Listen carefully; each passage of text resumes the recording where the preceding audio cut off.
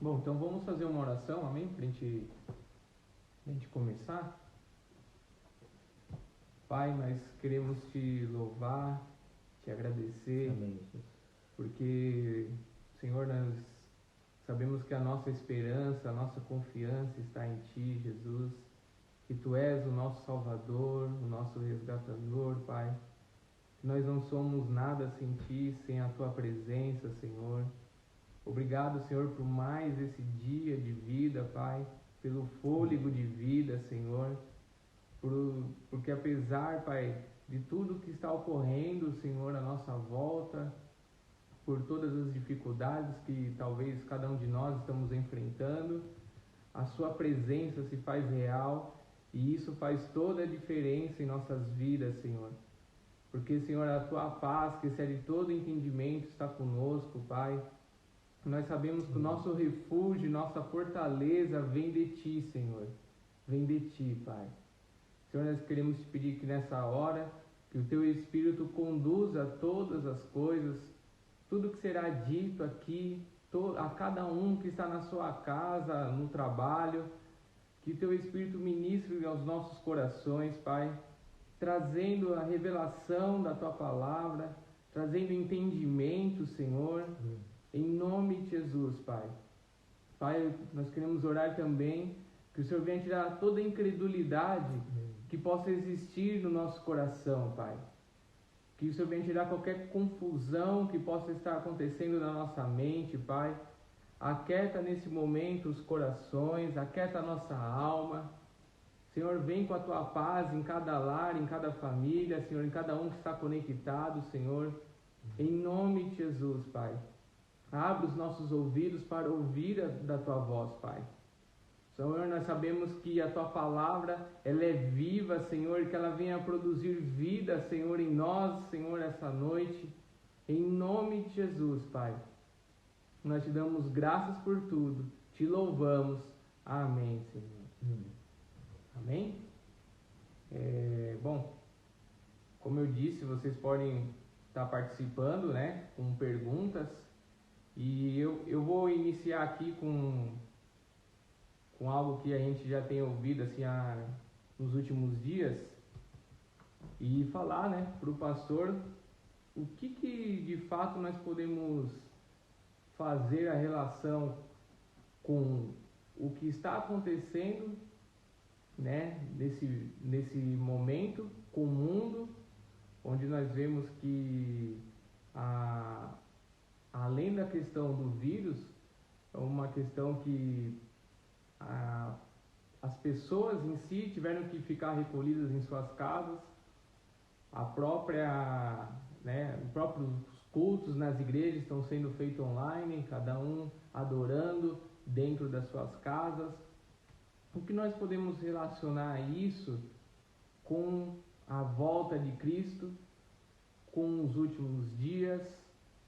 E, enfim, acho que nós temos ouvido todos nós muitos comentários, muitas coisas, muitas opiniões, mas o que nós podemos relacionar isso de fato com a palavra. Amém. Paz do Senhor a todos, boa noite. Espero que cada um de vocês estejam bem. Uma alegria poder estar com cada um de vocês aqui nesse momento. Como Samuel disse, a gente vai fazer um bate-papo, então se vocês tiverem perguntas, vocês podem estar fazendo. Eu acho que talvez a gente não consiga responder todos que estão agora nesse momento online, mas de repente vocês vão fazendo a pergunta, o Samuel vai tentando ver as perguntas e fazendo para mim, eu vou tentar responder algumas delas. Bom, o que o Samuel diz agora para mim, como fazendo essa pergunta, na verdade é uma coisa que ontem até inclusive abordei no culto, falando sobre os fatos que estão acontecendo, são sinais. A igreja, ela, como disse, hoje ela vive um contexto, não somente a igreja, mas o mundo vive um contexto de um cumprimento da Bíblia. E quando a gente fala de um cumprimento da Bíblia, e principalmente quando nós estamos falando sobre as questões que nós estamos vivendo hoje, as pessoas vão muito para o livro de Apocalipse. Mas na verdade o livro de Apocalipse é um livro que a grande maior, ou melhor, porque não dizer a maior parte dele, do livro de Apocalipse, ela vai se cumprir com a vinda do anticristo.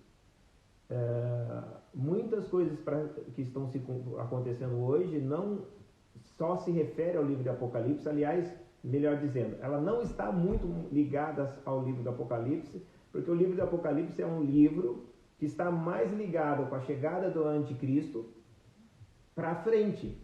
Então, há outros livros que as pessoas acabam deixando de dar atenção, como os evangelhos, principalmente que Mateus, Lucas faz muita referência a respeito disso. As próprias cartas do apóstolo Paulo também comenta muito sobre isso, a gente vai estar falando um pouquinho mais a respeito disso.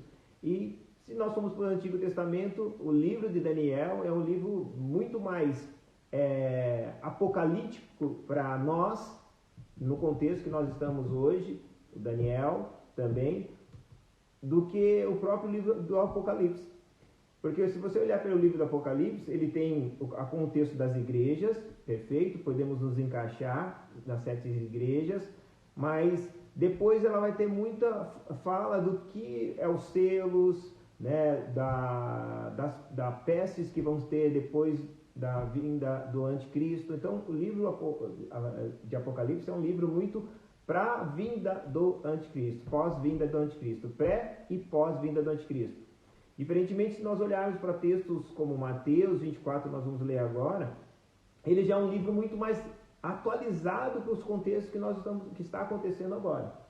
Né? Se a gente pegar o livro de Mateus, nós vamos ler, se você tem uma Bíblia aí, abre aí 24, nós vamos poder hoje falar um pouquinho mais, porque ontem a gente estava muito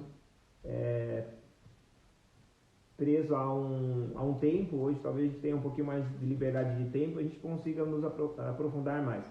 No livro de Mateus 24, é um livro muito interessante porque ele Mateus vai nos relatar algo que Jesus dá a explicação para nós de situações que seriam para a nossa atualidade que nós estamos vivendo, para as coisas que já aconteceram e para as coisas que irão acontecer. O livro de Mateus 24, o capítulo 24, ele é bem propício para o que nós vamos estar conversando hoje. Então vamos lá. Mateus 24 diz assim, começa assim dizendo: E quando Jesus ia saindo do templo, aproximou dele os seus discípulos para lhe mostrarem a estrutura do templo. Presta atenção, quando Jesus ele estava saindo do templo, os discípulos impressionaram-se com a estrutura do templo. Né? O que chamou a atenção dos discípulos foi a estrutura do templo. O que me chama a atenção hoje é que isso é tão real nas nossas congregações. E eu aqui jamais estou dizendo que tirando qualquer visão a respeito do templo. Eu estou aqui colocando as coisas nos seus devidos lugares. Amém? Eu não sou contra templos, né? Mas eu acho que uma coisa que a gente tem que entender, o templo é importante, mas nesse momento, como ficaria a igreja se ela não dependesse só do templo? Nós teríamos um grande problema hoje para resolver. E os discípulos estavam nessa época, há 2000 anos, saíram do templo e se preocuparam em mostrar a estrutura do templo para Jesus. Olha que interessante nesse texto. Eles não saíram comentando da palavra que foi pregada lá. E quem estava pregando lá era o próprio Jesus. Ele estava ali no templo falando das coisas. Ele estava ali e aí não foi mencionado sobre a palavra, foi mencionado sobre o templo. A estrutura do templo, a grandeza do templo, a grandiosidade daquele templo. Parece os contextos de hoje. As pessoas estão mais presas à grandiosidade do templo do que a palavra que é pregada dentro do templo. Então muitas pessoas hoje estão presas ao templo, à estrutura do templo, querendo mostrar para Jesus: olha o templo que nós estamos fazendo, olha o templo que nós estamos fazendo, e muitas almas morrendo lá fora. Muitas almas perdidas lá fora, muitas almas poucas se preocupando com o que está acontecendo lá fora. E é interessante que Jesus vê isso, que os discípulos estavam preocupados com a estrutura do templo, não preocupados com a estrutura da palavra, não preocupados com a estrutura do evangelho, com aquilo que o evangelho verdadeiramente queria. Mas Jesus foi bem claro e específico no versículo 2, ele vai dizer assim: Jesus, porém, lhe disse: não vedes tudo isso? Vocês estão vendo tudo isso? Em verdade vos digo que não ficará pedra sobre pedra que não seja derribada. É como se Jesus está dizendo, os olhos de vocês estão presos por aquilo que pode o homem derrubar, mas o evangelho nunca vão derrubar. Pode fechar igrejas, pode fechar em templos, mas o evangelho ele será pregado e nada vai ser derrubado, porque o evangelho está ligado à palavra de Deus. E passarão os céus e a terra e a palavra de Deus não há de passar. Olha o cenário que os discípulos estavam preocupados. Talvez a gente olhando para o nosso tempo hoje, há pessoas na mesma maneira, preocupadas com a estrutura do templo. Eu não estou dizendo que o templo não possa ter estrutura, é uma coisa importante, mas não é uma prioridade. As vidas, as almas, o que se prega dentro do templo, o que se está falando no templo, o que estão dizendo dentro dos templos. O evangelho das boas novas, o evangelho da paz, o evangelho que traz libertação, tira do coração das pessoas o pânico, porque o evangelho traz paz. Então hoje tem mais líderes pregando dentro do templo, amedrontando mais as pessoas, trazendo precauções para as pessoas. Não estou dizendo que nós não devemos nos precaver, mas existe aí a saúde pública, existe várias pessoas dando palestra, profissionais da área dando palestra a respeito disso. E o nosso objetivo como líderes, pastores, nós temos que ministrar as boas novas, a palavra de Deus. Amém. Né? E não se preocupar com as estruturas do templo, mas a nossa preocupação tem que ser a estrutura da palavra que é pregada. Jesus mostra para eles, fala para eles, isso daí vai cair. E aí ele vai chegar, um dos discípulos dele chega para ele e diz no versículo 3, olha que tremendo. Estando assentado no Monte das Oliveiras, chegaram-se a ele os seus discípulos em particular e dizendo, diz-nos que serão estas coisas, ou quando serão essas coisas, e que sinal haverá da tua vinda e do fim do mundo. A preocupação agora dos discípulos, eles passam, Jesus depois de falar que aquele templo ia ser derrubado, que isso depois a gente vai ver isso, depois 60 anos depois para frente, o templo vai ser destruído. A gente vê que agora a preocupação deles no monte era o quê? Com o sinal da vinda de Cristo e o fim do mundo. Olha que interessante. Não era mais agora o templo. Agora era o quê? O sinal com a vinda do templo. Porque Jesus mostrou para eles, vocês estão preocupados com a estrutura da igreja, vocês estão preocupados com a vinda, com a minha vinda, nem tão pouco vocês estão preocupados com o fim do mundo. Porque isso vai acontecer. E essa já era a preocupação de 2000 anos atrás. Talvez nós olhamos hoje para muitos da igreja, é a mesma coisa que está acontecendo. Muitas pessoas não estão mais preocupadas, pastores principalmente não estão mais preocupados em pregar isso, em ensinar isso, em falar a respeito disso. Amém? Porque a gente está preocupado de nos salvar. Eu não estou dizendo que esteja errado com isso, nem seja imprudente, obedeça às leis do nosso governo. Se ele fala para você não sair de casa, não saia. Amém? Respeite isso, é importante. Mas eu tenho que eu como pastor, eu tenho que ensinar vocês a não estarem só preocupados de serem contaminados com o vírus. Mas a minha preocupação é de vocês não estarem contaminados com o pecado. Porque o pecado, se eu e você tivermos contaminado o pecado, esse pecado vai nos levar à morte eterna. E o vírus, simplesmente, se isso vier a acontecer, e eu repreendo isso sobre a sua vida em nome de Jesus, mas se isso vier a acontecer, você só simplesmente vai perder a sua vida aqui na terra. Mas você vai estar lá na eternidade.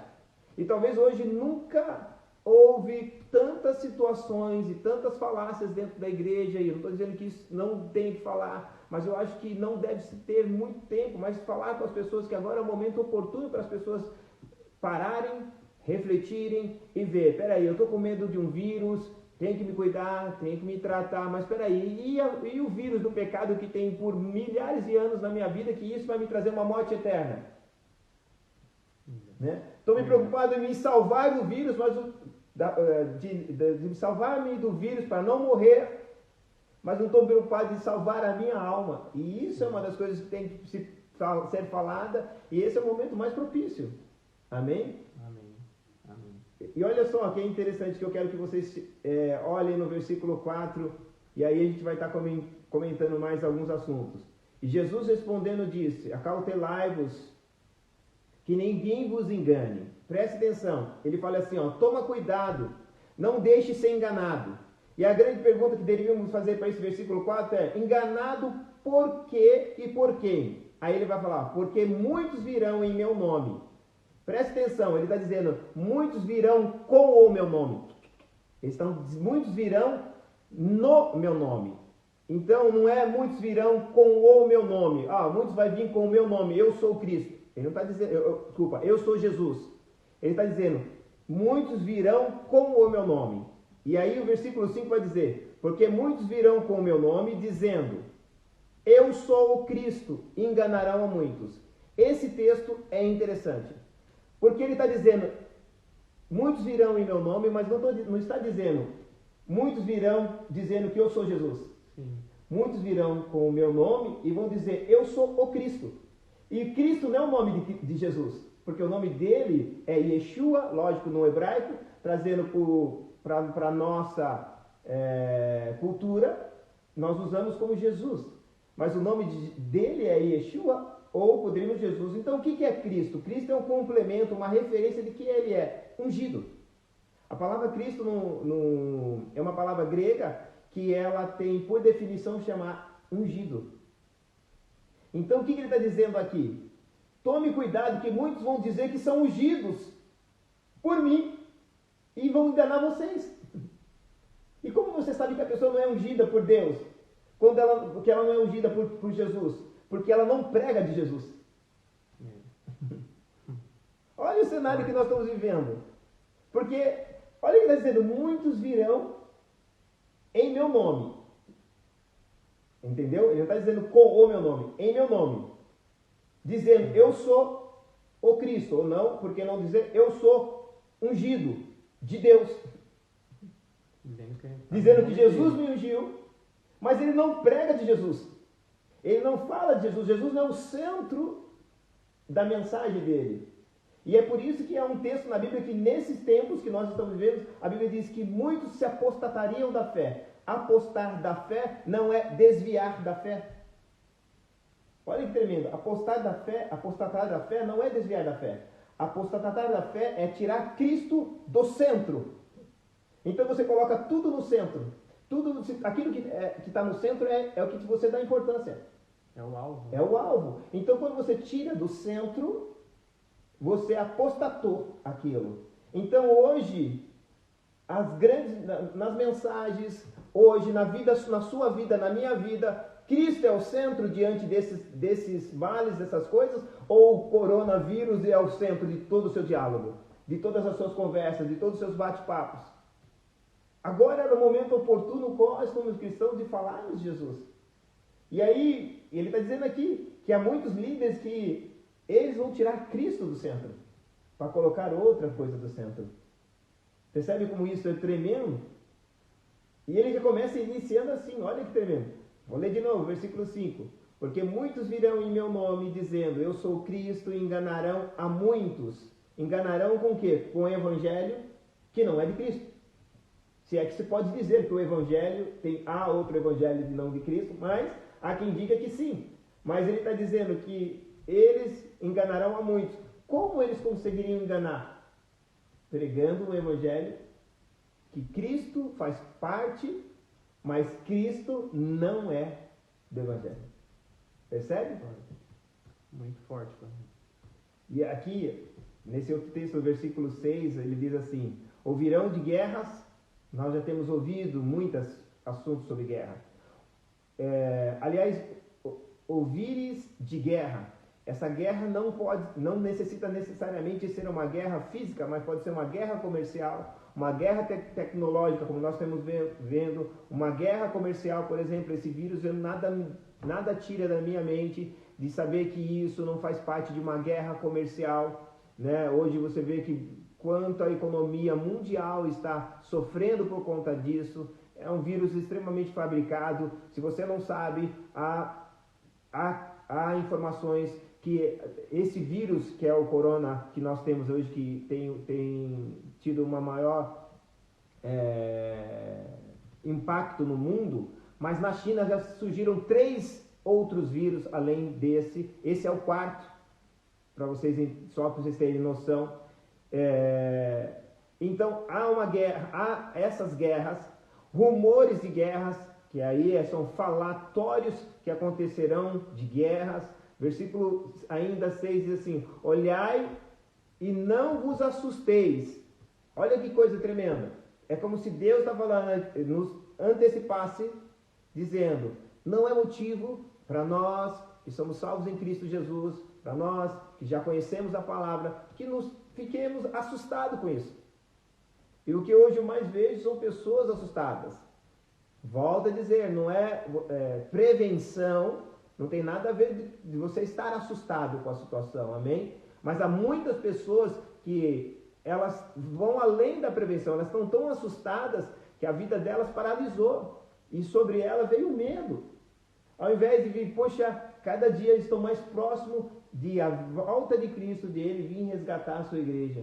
Percebe? Como então, hoje isso, as pessoas não têm ciência, e eu nem as culpo, até muitas delas, porque na verdade os pastores, os líderes têm que falar sobre isso, eles têm que dizer a respeito disso, eles têm que falar para as pessoas a respeito disso, para que elas possam ter o conforto, porque a palavra de Deus ela tem um propósito, nesse momento principal, além da salvação, é te dar o conforto que você tem um lugar e tem um Pai te esperando. Esse é o propósito do Evangelho, né? E aí ele vai ainda dizer, olha que tremendo, porque é necessário, porque não dizer, porque é mistério que isso tudo aconteça, mas ainda não é o fim. Olha que tremendo. Ele diz que tudo isso irá acontecer, já tem acontecido, e ele diz ainda não é o fim. Mas ele vai dizer no versículo 7, porque se levantará nação contra nação, guerras de comércios, né, potências se levantando, China, Estados Unidos, Rússia, países, essa é a guerra, se levantará nação contra nação, boicotando a área comercial de não comprar produtos ou inventar mentiras de contaminação de produtos. Essas são os levantes de nação contra nação. Haverá fome, como ontem mesmo disse, que é um absurdo. Nós estamos hoje aqui, né, fazendo essa live, falando sobre a volta de Cristo, a vinda de Cristo. Ontem eu estava falando sobre na Itália havia 790 e poucas mortes, né? E isso nós nos sensibilizamos com a família, nós nos sensibilizamos com a nação italiana, quantas outras mortes estão morrendo, como na Suíça, França, Portugal, na China foi um dos lugares que mais morreram vidas, e isso tomou uma proporção mundial, né? Todos ficaram sabendo, todos estão informados, e o que mais me entristece diante disso não é só o fato só das mortes que estão acontecendo, mas também do fato de que há um número muito mais exorbitante de vidas sendo mortas por dia. Sim. Que eu até disse ontem que por ano morrem 8 milhões de crianças de fome. Um número incrível. Um número incrível. E se você pegar isso, 8 milhões, divide aí, Samuel, você tem uma calculadora aí, divide 8 milhões, divide por 365 dias. A gente vai ter o número de mortes por dia. 8 milhões dividido por 365 dias. 21.917 mil mortes por dia. Vou repetir para você. 21.917 mil mortes por dia.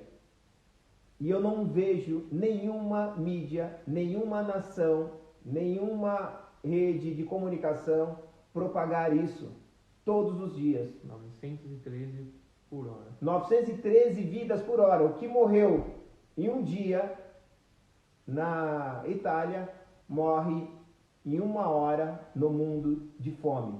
Em pleno século XXI, onde nós fabricamos comida para alimentar 15 bilhões de pessoas, e nós somos 7 bilhões e meio de pessoas. Agora você imagina, isso não pega a mídia. Sabe por que isso não pega a mídia? Porque eu e você, e muitos de nós, talvez nem propagamos isso, porque a gente imagina, a fome não vai me pegar. Então eu não preciso propagar ela. Eu não preciso pôr ela como alerta, porque ela não vai chegar na minha casa, não vai chegar no meu vizinho. ela está chegando em muitos outros lugares, mas não vai chegar aqui. Talvez isso não tenha repercussão mundial por conta disso. E talvez uma das coisas que Deus quer que nós hoje, como servos de Deus, é não deixar essas coisas de lado, ok? Que está acontecendo no mundo por conta do coronavírus, mas ter os nossos olhos atentos às outras injustiças que estão acontecendo no mundo e que às vezes muitos de nós como igreja estamos indiferentes, né? E isso é uma coisa que está acontecendo mundialmente. E eu disse até ontem a respeito disso, que é importante, eu vou abrir para vocês falarem daqui a pouquinho, que a fome é uma das piores mortes que tem. É uma das piores mortes que tem. É a morte por inanição, falta de alimento. Eu creio que nenhum de vocês que estão aqui na live tem alguém que, talvez aí, que tenha morrido, se tiver muito pouco isso. Mas é uma das piores mortes que tem, que é a morte por inanição.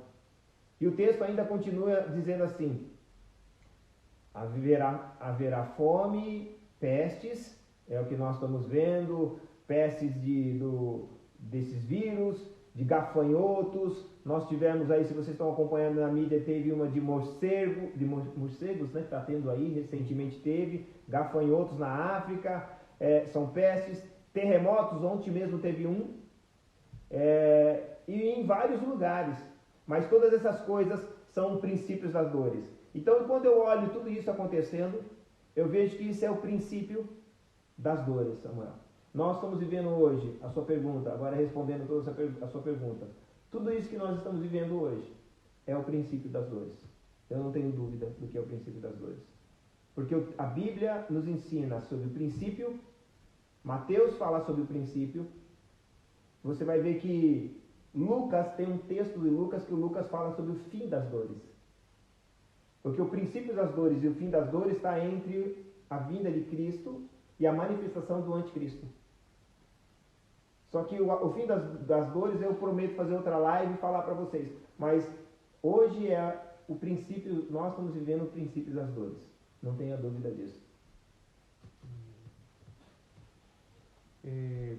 Só complementando o que o senhor falou, relacionado a isso, acho que o choque, né, grande que está no mundo todo em relação a esse vírus, e nós vemos que milhares e milhares de pessoas no nosso país, hoje nós estamos aqui na Europa, mas no nosso país, no Brasil, o índice de mortes é em torno de, pelo menos em 2018, foram mais de 40 mil mortes só por assassinato. E, quer dizer, só por assassinato. Olha quantos outros motivos, né, não há de morte, que na verdade vem relacionado a justamente isso. A nós cristãos, hoje no Brasil nós temos um número significante de cristãos, né, que se dizem cristãos, não julgando, não colocando numa posição de julgar, mas fazendo parte disso, uma reflexão que no Brasil, por exemplo, onde uma nação que já está indo para metade da população quase como cristã, e onde que nós estamos vendo realmente essa transformação na sociedade. Então, de fato, porque muitas das vezes o evangelho que tem sido anunciado não é realmente o de Jesus Cristo, não é esse da Bíblia, onde Jesus está no centro, né? Eu acho que isso foi o que mais chamou realmente a atenção até agora aqui da live, foi que realmente Jesus, será que ele está no centro das nossas pregações? Porque na verdade o conceito que se vê ministrando, e não generalizando jamais, vê-se ministrando as pessoas, as palavras que às vezes estão sendo ministradas estão de formas erradas. E eu digo porque, não é pretensão minha dizer isso jamais, mas é dizer, porque é quando eu digo para alguém, Deus está preparando algo para você. Quando o Evangelho, ele me ensina, Deus não está preparando algo para você. Deus está preparando algo, Deus está preparando você para algo que já está preparado. Você percebe? Então, ele não está dizendo, as mensagens,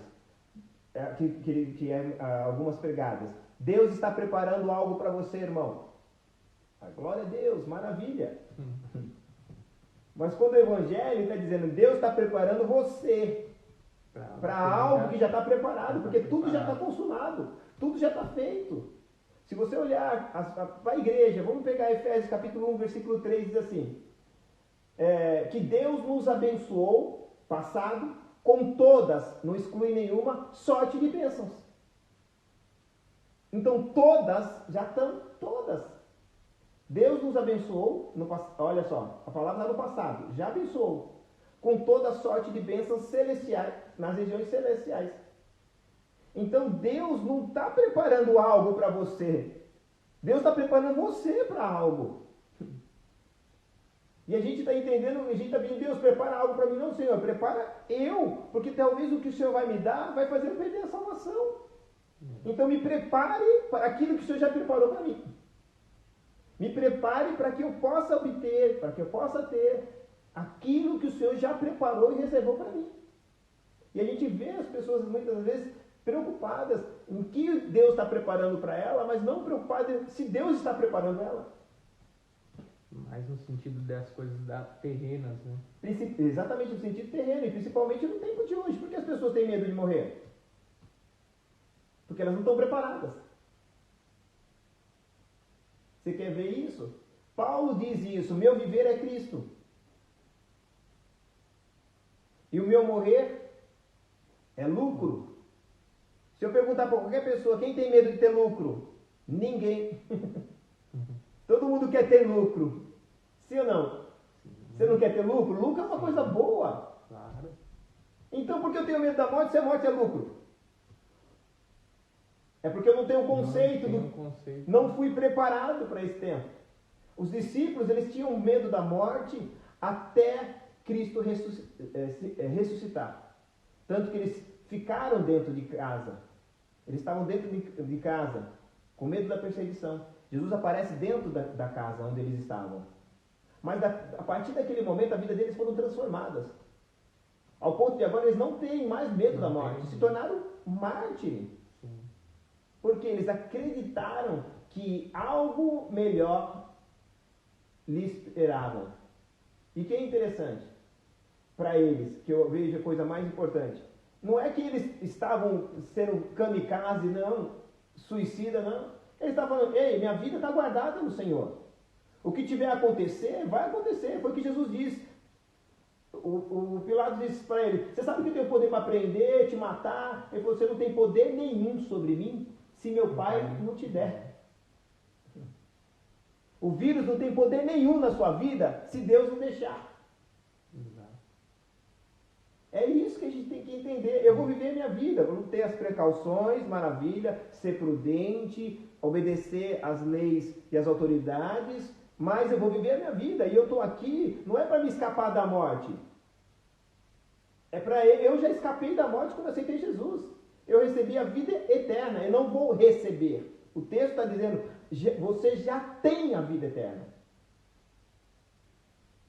Para que eu vou ter medo de morte se eu já tenho a vida eterna? Eu não vou ter a vida eterna. Eu já tenho a vida eterna. A vida eterna é uma coisa que eu já estou desfrutando aqui. Por isso que Paulo diz, aonde está a tua vitória, morte? Você não tem vitória, eu já tenho a vida eterna. Então para eles tinham que viver, agora eu tenho que levar a vida eterna para aqueles que não têm. E agora é o momento mais oportuno para isso. Exatamente. Isso aí. Glória a Deus. Vamos dar uma olhada aqui no que o pessoal está comentando. Amém. Se alguém tiver pergunta.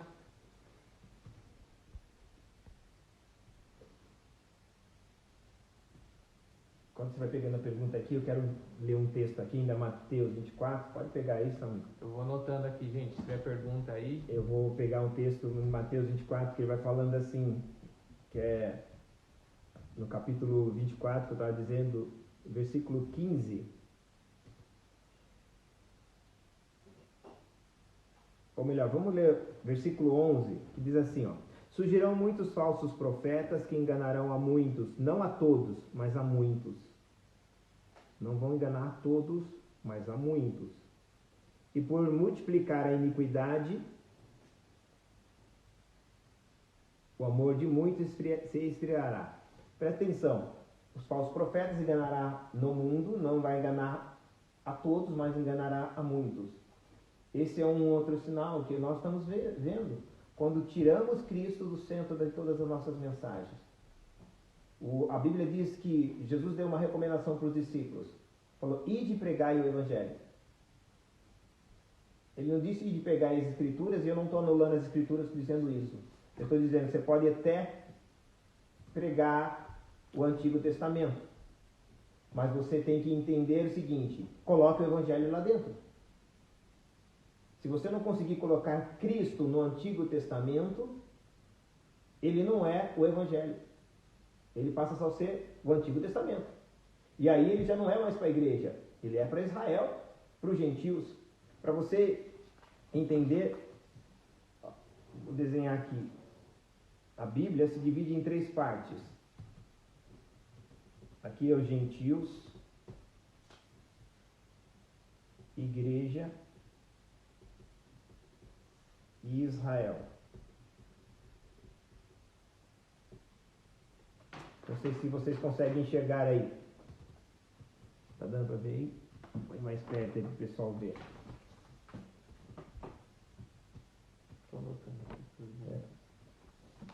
Aqui. A Bíblia ela se divide para esses três públicos. Os gentios são as pessoas que não foram alcançadas pelo cristianismo, a igreja e Israel. Se eu pegar aqui a Bíblia, eu tenho que entender quem eu sou nesse contexto.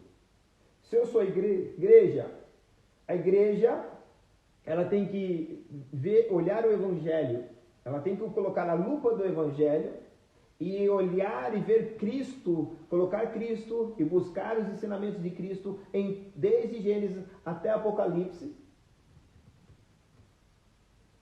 não tirando Cristo do centro. A maneira de como Cristo viveu, a maneira de como Cristo foi manifestado, por que Cristo foi manifestado, qual o propósito dele. Esse é o propósito do Evangelho. Israel vai olhar diferente. Israel é o Deus, ele vai ver a Bíblia como aquele que Deus prometeu a eles promessas. Israel, ele simplesmente ele vai chegar diante de Deus, ele tem esse direito de chegar diante de Deus, ele tem esse direito de chegar diante de Deus e falar assim para Deus, Deus, o Senhor me prometeu, então me dá. Porque Deus fez promessa a Israel. E quem fez promessa a alguém, esse alguém que recebeu a promessa tem o direito de chegar diante de Deus e cobrar. Mas Israel não precisa cobrar e Israel nem cobra a Deus.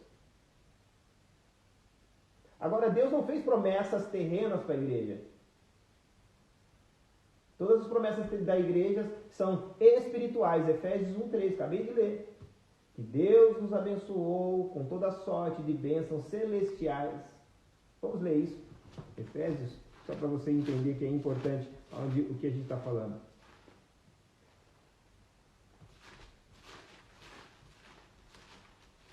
Efésios, capítulo 1, versículo 3. Bendito Deus e Pai do nosso Senhor Jesus, o qual nos abençoou, passado, com todas as bênçãos, não exclui nenhuma, com todas as bênçãos espirituais, nos lugares celestiais, em Cristo Jesus. Presta atenção. Abençoou, já está abençoado. Deus não vai abençoar, ele já abençoou. Com todas, então não vai faltar nenhuma que eu e você possa precisar. Todas as bênçãos, e aí o detalhe, espirituais. E onde? Nos lugares celestiais. Em quem? Em Cristo. Se Cristo sair no centro, todas as bênçãos, tudo sai dele. Porque se você tira ele, tudo sai com ele. Porque Deus abençoou tudo nele. Se eu tiro ele da minha vida, se eu tiro ele do centro, tudo sai com ele. E a igreja hoje, ela tem falado desse evangelho e pregado falsos profetas, trazendo um evangelho onde Cristo não é. Ah, mas lá eles falam de Deus. Se você falar de Deus numa igreja, um muçulmano pode entrar. Sim. Um judeu pode entrar. Porque Deus pode ser qualquer um. Ah, mas eles falam de Senhor. Também um judeu, um hindu pode entrar. Pode entrar um muçulmano. Senhor tem muitos. É por isso que ele diz: eu colocarei o seu nome acima de todo nome. E tudo que pedires em meu nome, não no meu título, não naquilo que eu sou, em meu nome, Reconhecendo Jesus. o nome de Jesus. A igreja tem que ser conhecida pelo nome de Jesus. Entendeu? E isso é uma das coisas que foram tiradas. Então, quando você tira Cristo do centro, isso chama apostatar da fé. Quando você tira Cristo do centro, tudo que o Pai ia dar por meio dele sai da nossa vida. É por isso que a igreja hoje está usando estratégias humanas. E o que é profanar? Porque as pessoas pensam que é profanar é só estar ligado à imoralidade. Profanar é você tirar o santo para usar o carnal. É você tirar aquilo que Jesus usou. O que Jesus usou para a igreja? O Espírito Santo. É você falar: Espírito Santo, deixa você de lado, não quero te ouvir, eu vou usar as estratégias do mundo para alcançar as pessoas. Isso é profanar Deus. E isso é o que tem acontecido com os falsos profetas, que têm enganado muitos. E ainda, a Bíblia diz: se multiplicará a iniquidade. O que é iniquidade? Iniquidade não é pecado. Iniquidade, só quem comete iniquidade é quem conhece as Escrituras. Porque a iniquidade, ela é como se fosse o pecado consciente. Porque uma pessoa que está no mundo, ela não comete iniquidade porque ela não sabe. Então ela comete pecado. Mas ela não sabe. Agora, uma pessoa que já estudou a Bíblia, que já leu a Bíblia, que aprendeu o Evangelho, quando ela comete esse pecado, Deus não trata com pecado, Deus trata com iniquidade. Porque é um pecado consciente. Eu tenho consciência do que eu estou fazendo.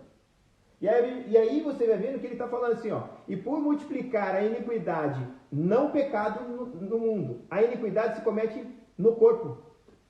E por multiplicar a iniquidade no corpo, que é o pecado dentro das igrejas, do corpo da igreja, o amor de muitos se esfriará. Ou seja, porque muitas pessoas hoje, o seu amor a Cristo se esfriou, porque nós, a começar de mim, não estamos mais preocupados com a iniquidade, com o vírus da iniquidade, a gente está preocupado com outros vírus. E aí a gente comete iniquidade, as outras pessoas vêm e falam: ah, será que é bom mesmo Jesus? E aí entra até naquilo que a própria palavra diz, né? Que muitos naqueles dias vão chegar e falar: nossa, Senhor, como assim? Em seu nome eu curei, em seu nome eu preguei, em seu nome, né, eu louvei, eu adorei, eu fiz isso, fiz aquilo. E entra justamente com isso, né? Que às vezes as pessoas, a iniquidade está no coração, mas as pessoas estão fazendo as coisas, preocupadas em fazer as coisas, em cumprir, às vezes, um ministério, até cumprir um chamado, mas onde está o seu relacionamento com Cristo? E é interessante que esse texto você vai ver que ele vai falar assim: para trás de mim que não vos conheço, porque vós praticai pecado, iniquidade. Eles falavam do nome de Jesus, usavam o dom que Jesus deu a eles, mas não se preocupou com a iniquidade na vida deles. Não acontece nada mesmo? Porque eles acham que o Deus está usando eles com seus dons, com milagres, com prodígios e maravilhas, que o texto fala que eles faziam maravilhas, é um braço de alguém crescer instantaneamente. Deus está provando o caráter deles. Dom não é aprovação de caráter, porque dom é serviço. Então todo dom que Deus me usa, eu estou servindo alguém.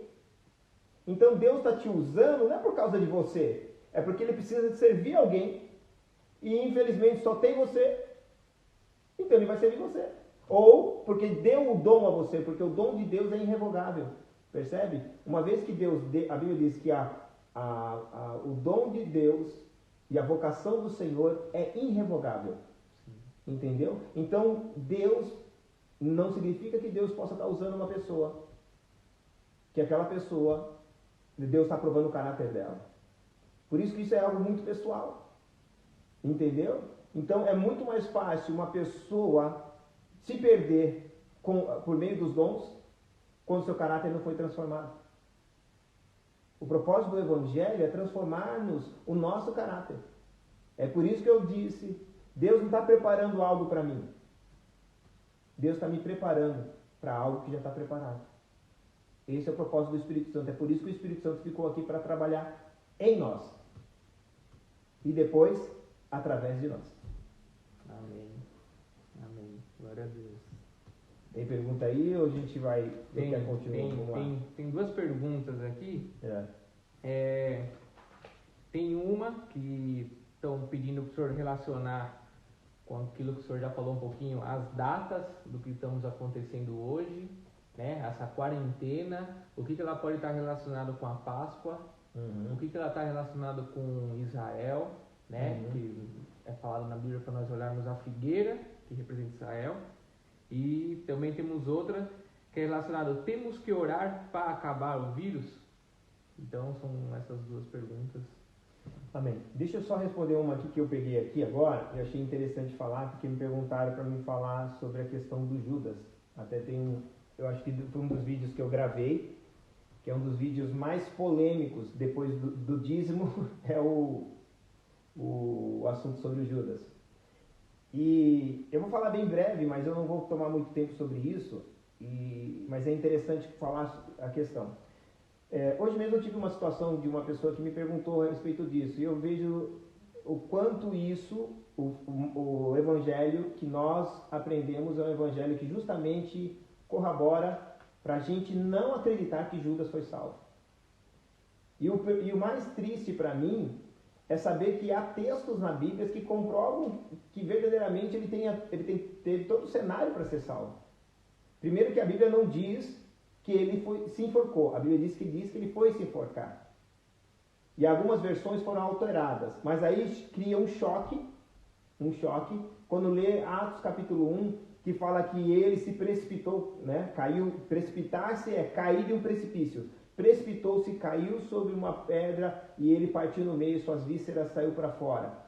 Há quem diga que fala assim, mas ele foi se enforcar e a corda quebrou. Não sei de onde eles tiram essa suposição, mas tudo bem. Legal, vou concordar com você que tirou. Mas vamos partir do princípio que, de fato, ele tenha tentado se enforcar e quebrou a corda. Ele não morreu de suicídio, porque aconteceu um acidente. Ele morreu de um acidente. Mesmo assim, seria um acidente. Então eu entendo, Samuel, que as pessoas têm muita dificuldade de entender por quê. Porque se a gente olhar para o Judas, o texto que a gente leu lá em Judas, lembra que Judas disse assim, eu me arrependo de ter entregado um sangue inocente. Ele reconheceu que Judas reconheceu que Jesus era o quê? Inocente. Reconhece como sangue inocente, reconhece quem ele é. A Bíblia diz assim, eu me arrependo. Ele diz que ele se arrepende. E a Bíblia ainda diz assim, virou para cá, né? E a Bíblia diz assim, que além de ele se arrepender, ele restitui todas as moedas. Ele restitui. Então ele teve arrependimento, restituiu aquilo que ele havia recebido. Então, ele está lá. Resumiu essa questão de ele não estar mais diante de Deus com peso de culpa, acusação, porque ele confessou, entregou as moedas, ok? Restituiu as moedas, e a Bíblia diz que naquele momento ele foi se enforcar. Aquele momento que ele está indo para lá é o momento onde Deus está tendo que falar, não, o cara se arrependeu. O cara pediu perdão. O cara restituiu. Deus criou uma situação para que ele jamais pudesse enforcar. Porque o que a gente tem que entender? Deus não é um ser que está no céu, irado com o mundo, e quer ver o mundo, não vê a hora que o mundo acaba. Deus, antes de criar o mundo, já sabia onde o mundo ia parar. E mesmo assim entregou o seu único filho por amor a cada um de nós. Ele entregou o seu filho para morrer por nós. E o propósito de Jesus é salvar-nos, não é nos condenar. Aliás, Mesmo que nós quiséssemos, Deus não tem como nos mandar para o inferno. E um dia alguém perguntou, como isso, pastor? Eu falei, não tem. Porque a Bíblia diz, quem crer e for batizado, será salvo. Quem não crê, já está condenado. Nós estávamos condenados. O Pai mandou Jesus para nos tirar da condenação. Então ele não é um Deus que veio nos condenar. Ao contrário, ele é um Deus que veio nos salvar da condenação. E essa salvação veio por meio de Cristo. O que a gente tem que entender, e isso é muito importante para nós, é entender que Cristo veio salvar. Tudo bem isso até agora, né? Agora pensa bem, Judas foi lá, se arrependeu, o texto está falando que está lá. Eu tenho plena convicção que houve arrependimento, houve confissão de quem é Cristo e houve restituição. Se Deus não perdoa, quem está com o problema é Deus. Porque alguém vai falar para Deus, o Judas se arrependeu, reconheceu que é Cristo, restituiu a moeda e o Senhor ficou com um coração ruim que deixou ele se enforcar, cometer suicídio. O Senhor não sabe perdoar. Deus. Alguém ia perguntar para Deus isso. Sim. E se a gente for ver o que Judas fez diante do cenário dos soldados, Judas não fez nada, Judas só falou assim, é ele beijando Jesus. Os soldados furaram Jesus, soldados cuspiram em Jesus, soldados bateram em Jesus, soldados colocaram espinho em Jesus, soldados deram um murro no rosto de Jesus, deformaram o seu rosto, o seu corpo, as suas costas ficou em pele viva. E olha o que Jesus diz para o Pai, uma coisa é eu dizer, Pai, eu os perdoo. Jesus estava perdoando os soldados. Jesus olha para o Pai e fala assim, Pai, eu não vou pedir para que eu não vou dizer para o Senhor que eu os perdoo. Eu quero que o Senhor o perdoa. Perdoa-os, porque eles não sabem o que faz. Isso é muito mais profundo do que eu pedir perdão. Porque eu vou pedir perdão para Deus, eu vou pedir, falar, não, melhor, eu vou pedir para Deus perdoar fulano. Vou dar um exemplo mais claro. Você me faz o mal. Eu vou falar assim, Samuel, eu te perdoei. Mas você não vai livrar da consequência do que você fez para mim. Deus vai cobrar de você as consequências do mal que você fez para mim. Vai faltar 2 minutos, né? Para cair. Irmãos, vai cair a live daqui 2 minutos, mas a gente vai voltar, tá bem? Vamos partir do princípio. Você fez o mal a mim. Eu te perdoei. O meu perdão te livra da consequência. Tudo bem aí? Sim. Certo, ok? Não te livra da consequência. Então Deus vai fazer justiça. Olha o que Jesus fez na cruz. Por aqueles que estavam furando sua mão, crucificando ele, rindo dele, ele falou, Pai, perdoa-os. É como se dizendo, Pai, eu não quero nem consequência sobre eles. Se Jesus foi capaz de fazer isso pelos soldados que estavam crucificando eles, machucou eles, Judas não machucou Jesus em nada. Judas não humilhou Jesus em nada. E o Judas pediu perdão, e os soldados, nenhum deles pediram perdão. Nenhum deles reconheceram que Jesus era sangue inocente. E eu disse para essa menina, sabe por que as pessoas têm dificuldade de perdoar Judas? Porque elas têm dificuldade de perdão. Porque elas não conhecem o caráter de Deus. O caráter de Deus é conhecido pela fé. A fé não me faz acreditar no poder de Deus. Acreditar no poder de Deus é lógica. Ele só é Deus porque tem poder. A fé me faz acreditar no caráter de Deus. Percebe? Sim. Quando eu tenho... O que demonstra que eu tenho fé? Quando eu acredito no caráter de Deus, que Deus fala assim, praga nenhuma vai chegar na tua tenda. Quando Deus fala assim, ande no meu caminho e ser perfeito. Abre mão disso por causa disso. Eu estou acreditando no caráter de Deus, não no poder de Deus. É quando Deus fez para Abraão.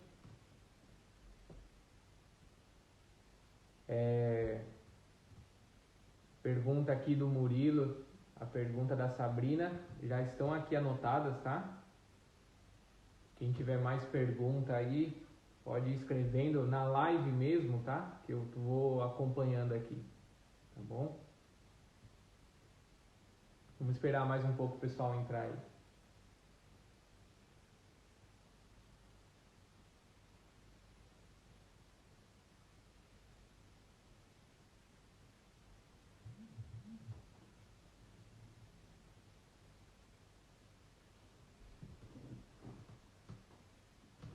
Tá entrando já o pessoal já.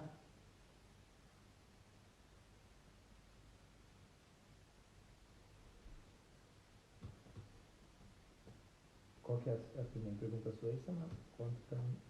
Então a primeira pergunta foi da Não Sabrina. foi concluído, Judas, tá? Mas, Tá. Da Sabrina foi a relação que tem as datas, né? Inclusive essa da quarentena, da Páscoa, né? De Israel. E a outra está relacionada à pergunta do Murilo, que ele perguntou: temos que orar para acabar o vírus? Uhum. A terceira pergunta da Thaís, sobre cessar as ofertas e a adoração. Ok. Que são duas coisas que, de certa forma, está cessando, né? Não adoração como indivíduo, mas adoração como igreja, né? Unida, assim. Sim.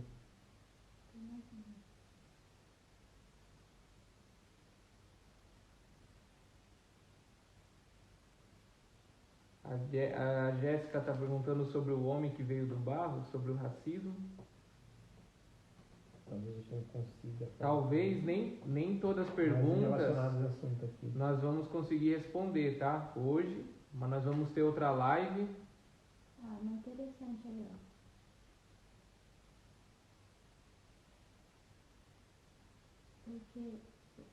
Porque algumas pessoas têm tanta dificuldade em ver Deus como Pai. Isso é bom.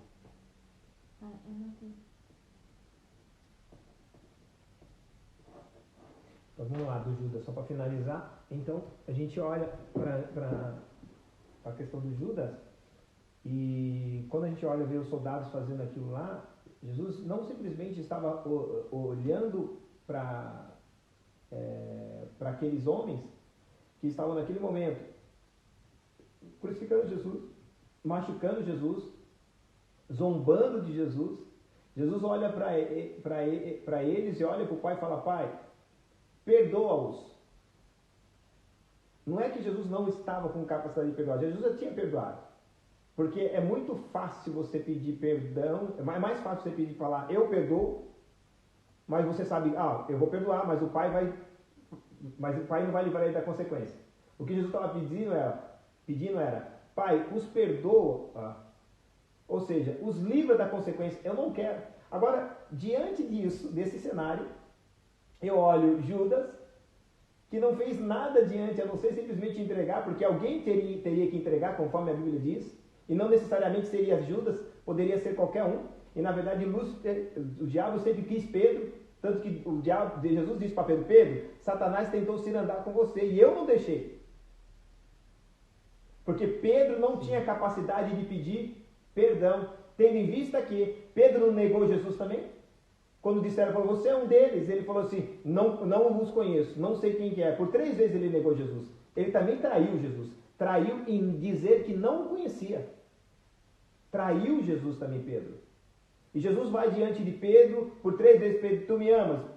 Amo, Senhor. Pedro, tu me amas? Amo, Senhor. Pedro, tu me amas? Amo. Agora a grande pergunta, aonde Pedro pede perdão? Judas falou, eu me arrependo. Pedro não fala, eu me arrependo. Pedro baixa a cabeça. Mas abaixar a cabeça e não confessar? Judas confessou. Mas por que Jesus não deixou que fosse Pedro? Porque Jesus conhecia o coração de Pedro. Pedro teria dificuldade de pedir perdão. E talvez ele não teria salvação. E toda a história com os discípulos, Satanás sempre tentou se andar. Tanto que ele tomou a boca de Pedro. Quando falou Pedro, jamais vou permitir que isso te aconteça. Ele falou, para trás de mim, Satanás. Jesus sabia disso. Então, eu digo, todas as pessoas que têm dificuldade em acreditar na questão do Judas, é porque elas também têm grande dificuldade de perdoar. E elas não conheceram o Deus Pai.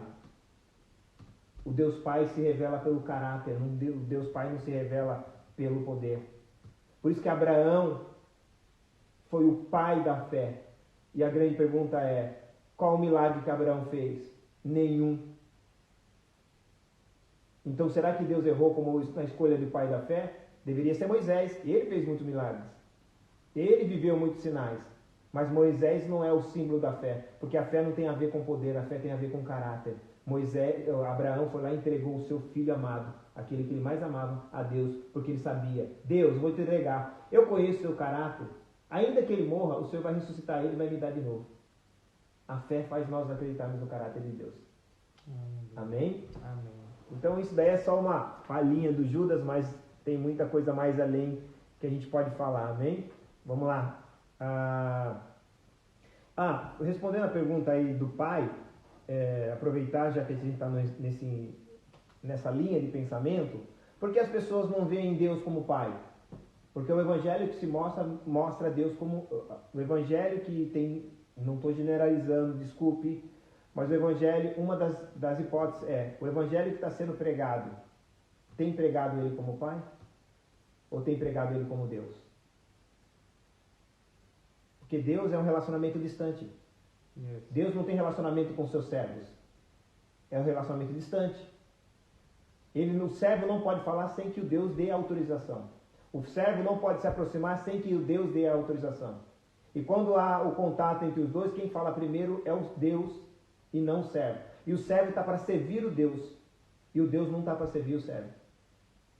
Talvez as pessoas tenham essa dificuldade por causa do evangelho que é pregado. E quando Jesus chegou, a primeira coisa que falou assim, quando vocês forem orar, orem assim. Não diga, isso é eu que estou colocando. Não diga Deus meu.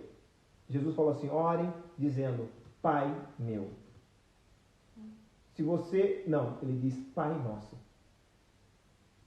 Então ele não diz para nós chamarmos de Deus, mas chamarmos de Pai. E com isso eu não estou tirando a divindade dele, jamais. Mas eu estou mostrando que é um relacionamento de perto. Sim. Relacionamento de Deus é de longe. Relacionamento de Pai é de perto. Relacionamento de Deus, eu posso ter um Deus hoje, amanhã ter outro. Então existe ex-deuses, mas nunca vai haver ex-Pai. Então Deus falou assim, eu quero ter um relacionamento com vocês eterno, e é por isso que eu quero que vocês me chamem de Pai. E além de ser relacionamento ser eterno, é um relacionamento de perto. Que você não tem segredo com seu pai. O pai não tem segredo com o filho, e o filho não tem segredo com o pai. É por isso que Jesus falou assim, quando um dos discípulos perguntaram, Senhor, Jesus, me mostra o pai e basta. Aí ele fala, Filipe, você anda comigo todo esse tempo e me pede para mostrar o pai? Quem vê a mim, vê o pai, ou seja, não tem segredo entre o filho e o pai. Então Deus hoje nos deu essa graça de podermos desfrutar disso, mas precisa de um relacionamento. Sim. Ele pode ser meu pai, mas se eu não busco relacionamento, ele vai continuar sendo meu pai, mas sem relacionamento. Percebe? O relacionamento é importante. Outra coisa que pode contribuir isso é ela ter tido frustrações na sua infância com seus pais, ou não ter referência de pais na sua criação. Então isso dificulta ela enxergar Deus como pai. Foi por isso que eu digo, e com que base eu digo isso? Quando Deus chegava para o povo de Israel, falava assim, eu sou Deus dos seus pais. Abraão, Isaac e Jacó. Se os pais deles tivessem dificuldade no relacionamento com os filhos, ele falou assim, é o Deus do meu pai, eu não quero ter relacionamento com você não. Porque você sabe quem é meu pai. A importância de você ser um bom pai. Isso influencia até no relacionamento dos seus filhos com Deus. Eu creio que isso é o motivo de muitos terem essa dificuldade, inclusive, de enxergar Deus como pai. Sim. Fruto do relacionamento com seus pais, Sim. que foram muitas das vezes traumáticos, né? Não tiveram uma referência de pai realmente, né? Presente, um pai ausente, ou até alguns nem sequer conhecem os seus próprios pais, né? E isso tem que ser quebrado. Isso tem que ser quebrado, essa ausência, ou talvez essa má experiência, ou talvez esses abusos, né, que muitos até sofreram, né, às vezes abusos emocionais ou até mesmo físicos dos próprios pais. Tudo isso interfere às vezes num relacionamento de entrega para Deus, com Deus como um pai. E isso é uma coisa que tem que ser trabalhada, orada, pedir para que Deus desenvolva isso por meio do Espírito Santo, esse relacionamento entre você e o pai. é importante para que você possa se sentir seguro. Porque quando você sabe que você tem um pai, de tantas coisas maravilhosas que nós podemos desfrutar, 3 coisas eu queria salientar agora. Todo pai, ele tem a obrigação de ser provedor. Então você não tem mais preocupação com o que prover. Foi isso que Abraão disse para o seu filho Isaac: pai, está aqui a lenha, está aqui, né, o altar, né, e cadê o cordeiro? Ele falou: Deus proverá. Deus é meu pai. Amém? Então, quando você tem um pai, você não se preocupa, mesmo diante de tantas aflições e dificuldades que você possa viver, você sabe que teu pai vai prover. Outra coisa, todo pai tem a obrigação de cuidar. Então você tem um Deus que cuida, não só provê, mas que cuida. E todo pai tem outra obrigação, que é proteger. Então, o que hoje a humanidade sofre? Com medo da falta, por não ter provedor, de ser cuidado e de ser protegido. Em resumo, o que a humanidade tem? Falta de pai espiritual. Então, quando nós temos isso, a nossa segurança se torna diferente. Não está nas coisas, está nele. Não está nas coisas, está nele. Então, a minha segurança está no pai. Não está em quanto eu tenho no banco. Porque o que eu tenho no banco pode ter agora uma lei e congelar tudo, tomar tudo. E aí? Acabou a sua vida? Isso é bem até para o cenário atual, né? Sim. De um vírus que não está escolhendo a economia, não está escolhendo a raça, não está escolhendo a nacionalidade, né? O status social, ele está englobando num contexto geral, né? Se a nossa segurança não estiver nele, nessas horas a gente vê, por isso que está abalando o mundo inteiro, porque até as grandes economias dos países do primeiro mundo estão sendo abaladas. Sim, sim. Amém? Vamos lá? A outra? O do Murilo diz que se precisamos orar para parar o vírus. Devemos orar para que isso se finda de uma maneira que traga glória a Deus. E o que é glória a Deus? Vingança? Não. O que é glória a Deus? Justiça? Não. O que é glória a Deus? Salvação. Amém? É sempre... Na verdade, aliás, em todas as nossas orações que nós temos que fazer, ela tem que ser muito clara. Ou melhor, eu tenho que deixar muito claro aqui. Todas as nossas orações, ela tem que terminar. Que não seja feita a minha vontade, mas a tua, Senhor. A oração de Jesus foi assim. Porque às vezes nós não sabemos o que orar ou como orar. E talvez o que a gente ora não é aquilo que o Pai quer. E é por isso que é importante, sempre no final das orações, nós colocarmos: Pai, todavia que seja feita a tua vontade, não a minha.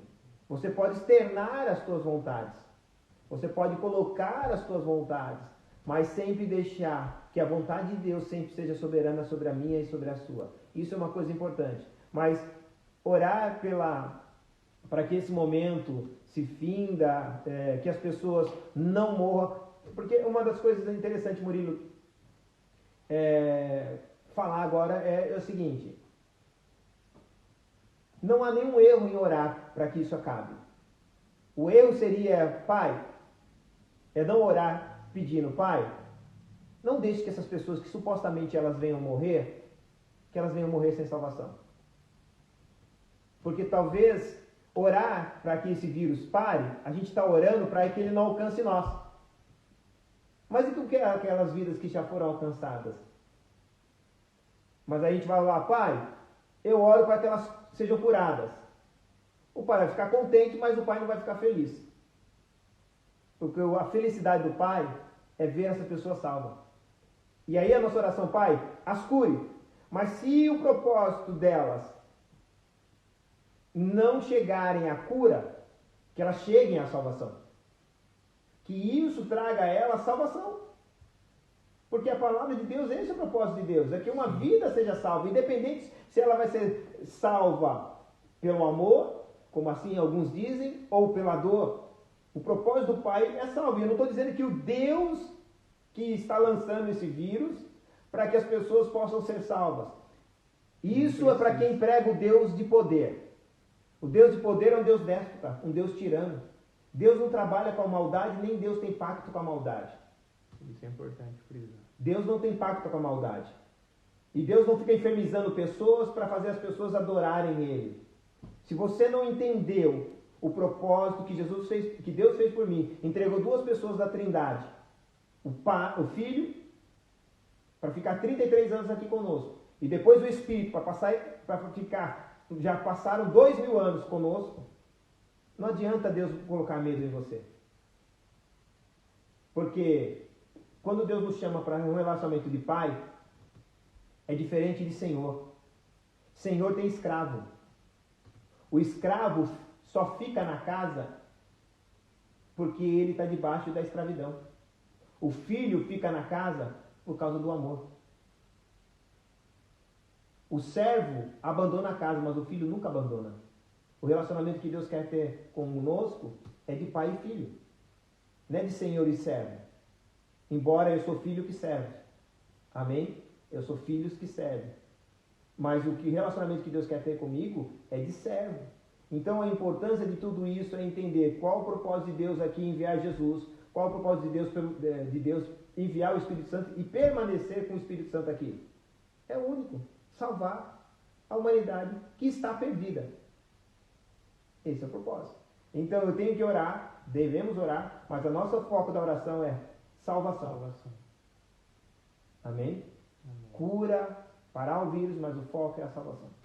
Amém. As pessoas que estão mais sensíveis, através de tragédias, através desses acontecimentos, elas estão mais sensíveis. Sim, né? é momento oportuno para que elas possam. Oportuno, realmente. Porque elas veem, diante desses fatos que elas conseguem Parar, perceber a fragilidade delas. Que não é o dinheiro, que não é o título, que não é as posses, que não são os recursos, se não for Deus. É uma coisa que está fora do controle, ela está brigando com um inimigo invisível. Praticamente quase que invisível, precisa de um microscópio para enxergar. E aí agora também precisa de um Deus invisível para lidar com esse inimigo invisível. Esse é o momento oportuno para se pegar o Evangelho, para falar das boas novas, para dizer que Jesus veio salvar. É por isso que Jesus, quando chegava diante de uma pessoa, antes da cura, o que ele dizia? Seus pecados estão perdoados. Levanta e anda. Ele não dava cura antes da salvação. Ele dava a salvação antes da cura. E isso talvez queira me comunicar alguma coisa. Para Deus, mais importante é você ser salvo do que ser curado. Sim. Ser curado para Deus é segundo plano. Eu não estou dizendo com isso que Deus não queira curar. E eu oro para curar e sempre vou orar para as pessoas serem curadas. Mas o propósito de Deus primário é salvar. Amém? Amém. Glória a Deus. Vamos lá. A outra é sobre as datas, né? Tem. Sobre as datas, vamos lá. Bom, eu falei isso ontem. Talvez tenha outras pessoas que estão nos acompanhando pela primeira vez. E talvez elas precisam saber. Então a gente precisa ler Mateus 24, que nós estávamos, versículo 32, importantíssimo. Mateus 24, 32. Vamos ler o 29, melhor. O 29 ele é mais forte, porque ele vai me dar um contexto real da atuação. Logo depois das aflições daqueles dias, eu não vou entrar aqui, porque senão a gente tem que dispor, eu prometo depois a gente fazer uma live mais profunda, falando quais dias ele está dizendo, ok? O sol se escurecerá, a lua não dará luz, e as estrelas cairão. Presta atenção, ele não está dizendo que o sol não dará luz, porque o sol também é uma fonte de luz. Aliás, nós temos 3 fontes de luz, aqui são as 3 fontes de luz no mundo, né? Naturais, as 3 fontes de luz naturais do mundo: sol, lua e estrela. Ele está falando que o sol, que é a maior potência, ele não diz, ele não vai dar luz, ele vai escurecer. O que é uma mesma maneira de não dar luz. Mas ele está dizendo que ele vai escurecer, ele vai se apagar. Depois ele vai dizer que a lua não vai dar luz. E depois ele vai dizer que as estrelas, ele não está dizendo que as estrelas não vão dar luz, nem tampouco que as estrelas vão escurecer, vão cair. Estranho, porque quando a gente olha isso, o que Jesus estava dizendo a respeito disso? Porque parece algo assim, será que Jesus queria me ensinar alguma coisa? Será que Jesus estava dizendo literalmente? Não, Jesus não estava dizendo no literal. Quando Jesus diz, eu ocultei as coisas dos sábios entendidos e revelei aos pequeninos, é justamente isso. A Bíblia não é um livro de interpretação. A Bíblia é um livro de revelação. E é por isso que quando eu leio a Bíblia, eu preciso do Espírito Santo.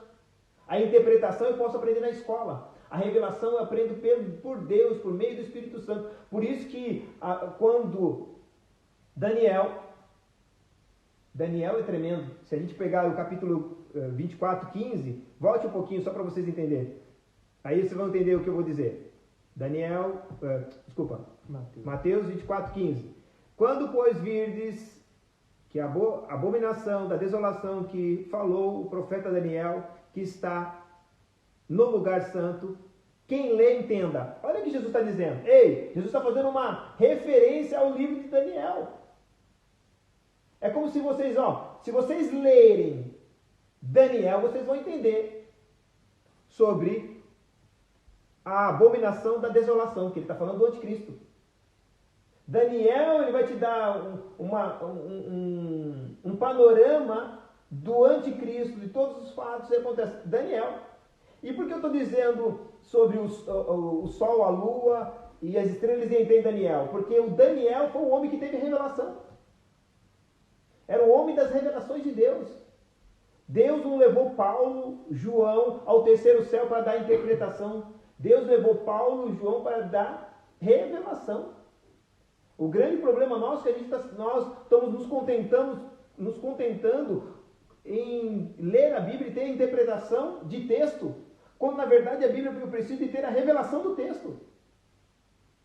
É por isso que há tantas confusões, por isso que há tantos conflitos dentro das Escrituras. Por quê? Porque nós deixamos o Espírito de lado para nós termos a nossa própria capacidade intelectual para interpretar os textos sem a revelação.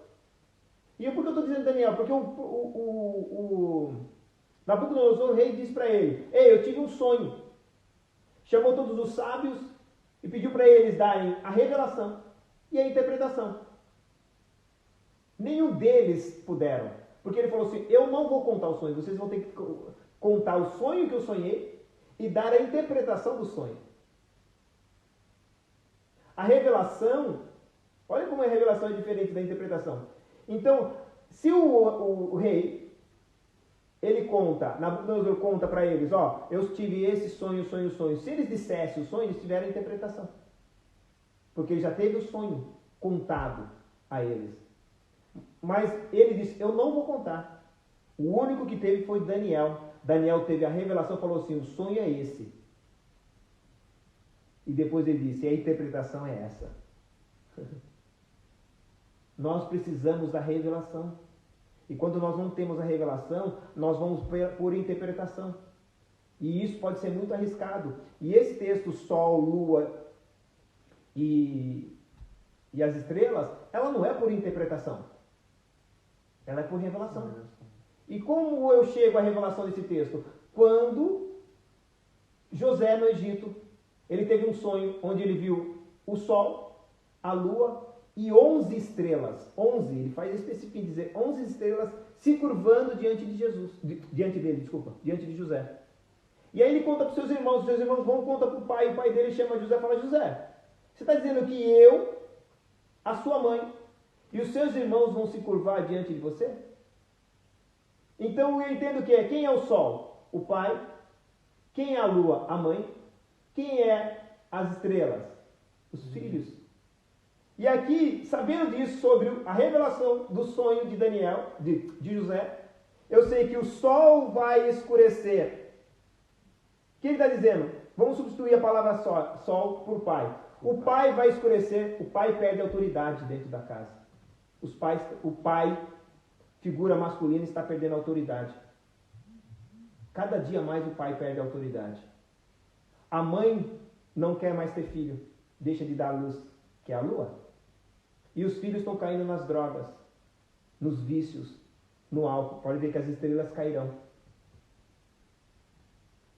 Você percebe que isso é um sinal que Jesus está falando, logo depois desses dias, que a gente vai falar, eu prometo que a gente conversar depois na outra live, o sol, os pais vão perder, já tinham esse indício, mas a proporção hoje do pai, a figura masculina, perder a autoridade é muito grande dentro dos lares. E isso cada dia mais com o feminismo em crescente. A mulher, o feminismo também fala que a mulher não tem que dar luz. Você pode ver que a cada dia mais as mulheres não querem dar luz. E os filhos caindo. Olha, presta atenção, versículo 30, que tremendo. Então aparecerá no céu o sinal do Filho do Homem, e todas as tribos das terras se lamentarão e verão o Filho do Homem vindo sobre as nuvens no céu com poder e grande glória. Eu vou pular isso que eu não quero falar, porque eu quero falar da data. Vamos agora para o versículo 32. Aprendei, pois, esta parábola da figueira. Olha o que ele está dizendo. Que eu tenho que aprender com ela. Que a parábola da figueira ela vai me trazer um ensino. Eu tenho que aprender. E aí ele vai dizer, já os seus ramos se tornaram ou se tornam tenros e brotam as folhas, sabei que próximo estará o verão. Então ele está falando isso para mim, que quando a figueira brotar, vai chegar uma estação. A estação do verão. Quando eu falo de verão, o que eu lembro de verão? Calor. Mas eu lembro também de sol. Jesus está falando assim, quando chegar a estação do verão, é o sol. Porque ele está fazendo alusão a ele como o sol da justiça. Então ele me dá uma estação. A estação da justiça. Da mesma maneira, ele está falando, quando brotar, ele está falando, fica atento a um tempo. Vai ter um tempo de brotar. Então ele está me dando um tempo e me dando uma estação. Ok? Então eu tenho aqui um tempo e uma estação. Vamos continuar. Igualmente, quando virdes todas essas coisas, sabei que está próximo às portas. Que todas essas coisas? Referente à parábola da figueira. Para a gente entender isso, a gente vai ter que ir lá em Lucas agora. Vamos lá, Lucas.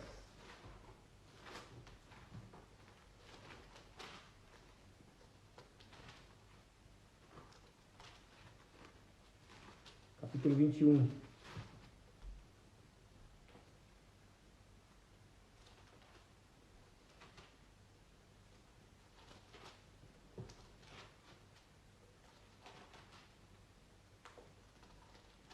Vou ler o 25. Mateus ele foi muito mais específico na fala do que Lucas a respeito do sol, da lua e das estrelas. Mas Lucas repete a mesma coisa a fala de Cristo. Diz assim, e haverá sinal no sol, na lua e nas estrelas.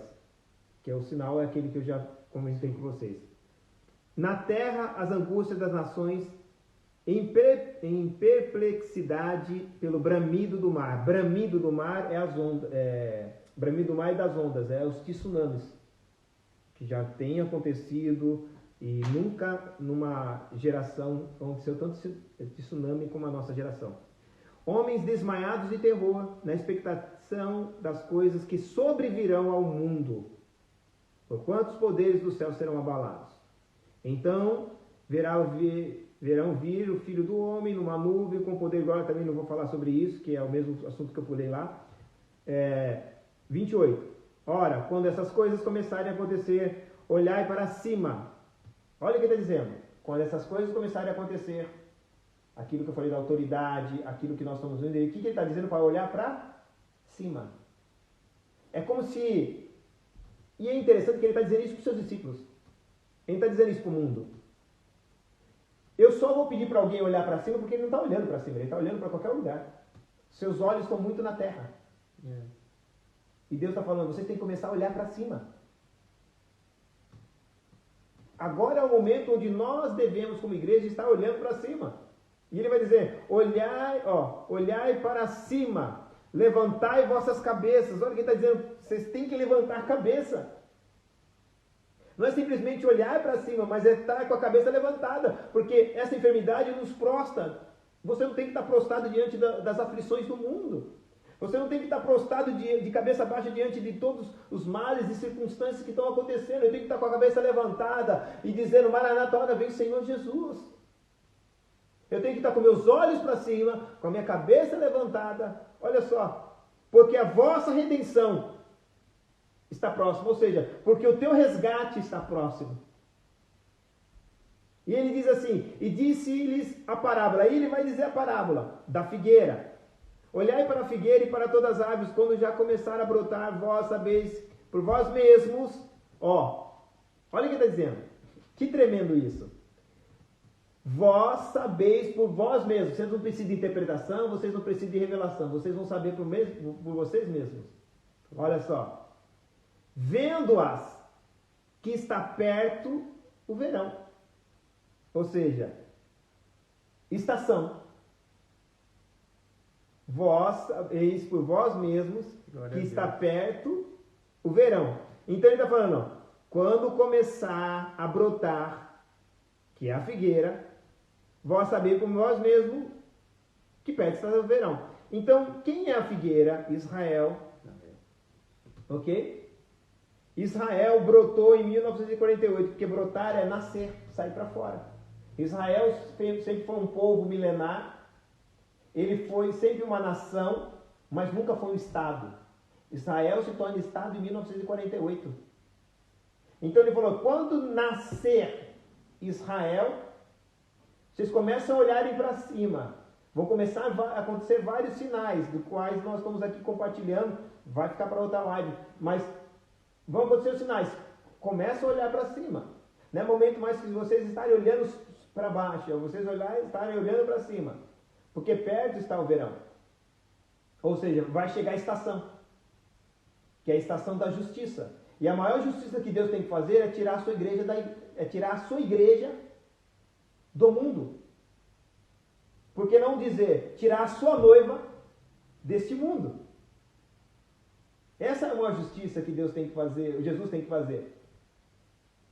Tirar. Depois a justiça do Pai é outra com o mundo, que é o juízo. Mas o Pai tem que fazer agora a justiça de tirar a igreja. Então ele está falando assim, quando a figueira brotar, já vocês fiquem espertos que a estação do verão, que é onde vem o sol da justiça, está para chegar. E aí ele vai ali, olha que tremendo, ainda versículo 31. Assim também vós, quando virdes acontecer essas coisas, sabei que o reino de Deus está perto. Olha só, o reino de Deus está perto. Em verdade vos digo que não passará esta geração até que tudo isso aconteça.